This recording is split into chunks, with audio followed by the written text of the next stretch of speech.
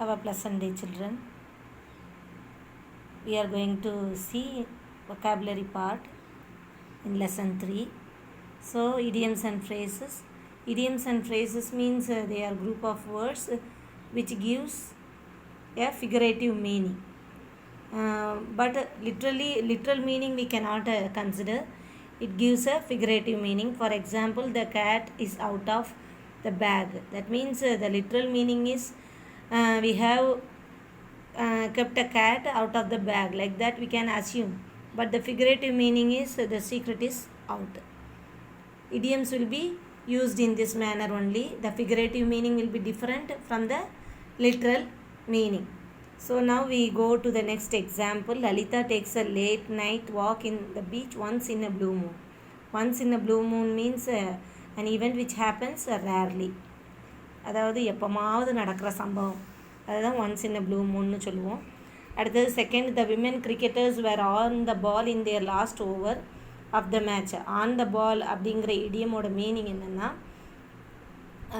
அந்த சூழ்நிலை வந்து நல்லாயிருக்கு அப்படின்னு மற்றவங்க புரிஞ்சுக்கிட்டுறது தான் ஆன் த பால்னு சொல்லுவோம். சரியா? நெக்ஸ்ட் ஃப்ரேஸுங்கிறதும் similar only. It group of words put together and it gives a conceptual unit meaning. It also does not take the figurative meaning.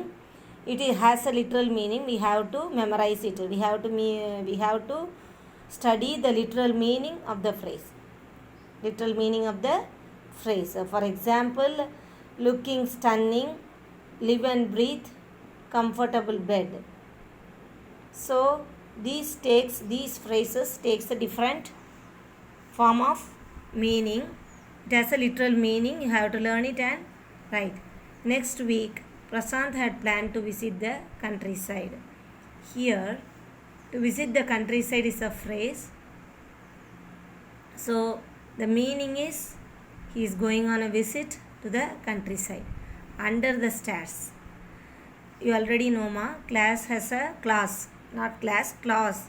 It has a subject and a predicate form and has a finite verb, but a phrase, it does not has a finite verb. So here under the stairs is called the phrase. So a phrasal verb is an idiomatic phrase consisting of verb and another element. For example, come here, see to. It is also a phrasal verb. Look down on. Same meaning.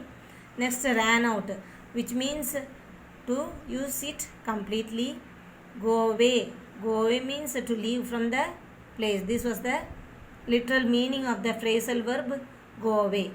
So now we are coming to the conclusion that idiomatic phrases takes a figurative meaning and phrasal forms takes a literal meaning. You have to learn both. We have to study and write. Understand and study and write. Competent on the ball. Competent on the ball means here we have to. Competent means on the ball. The idiom used here is on the ball. That means competent.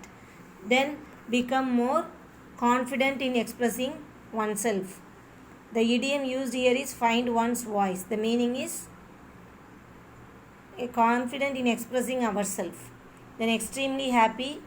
The related idiom is over the moon or on cloud 9. Both these two idioms take the same meaning. Extremely happy, அதிகமான சந்தோஷம்னா. Next, mentally agile means sharp as attack. This is the idiom used here, sharp as attack. The meaning of this is mentally active. Next, lend an ear means listen to me. For that only we are using the idiom lend an ear to my words. Next, to meet or find by chance. This is the phrasal form, phrasal verb, come across. Come across is the phrasal verb and the meaning of this phrasal verb is to meet or find by chance. Next, work out means exercise. Next, bring it on means accepting a challenge with confidence. Get along with means get along with. It means to have a friendly relationship. Then hang on, meaning of phrasal verb hang on means to keep something. Hold, we can say hold also. Next, fill in the blanks with suitable phrasal verbs. The air hostess instructed the passenger to wear the seat belts during the takeoff or during the starting. Takeoff means starting for the plane set off on the journey. It started its journey or moving from the land, getting ready from the land.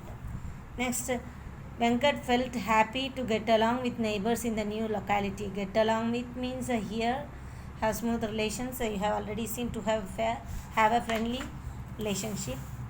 Next we move to there will be a shutdown next week. That means there is a closing of the office. Next, doing warm up every day in the morning keeps one healthy. Warm up means to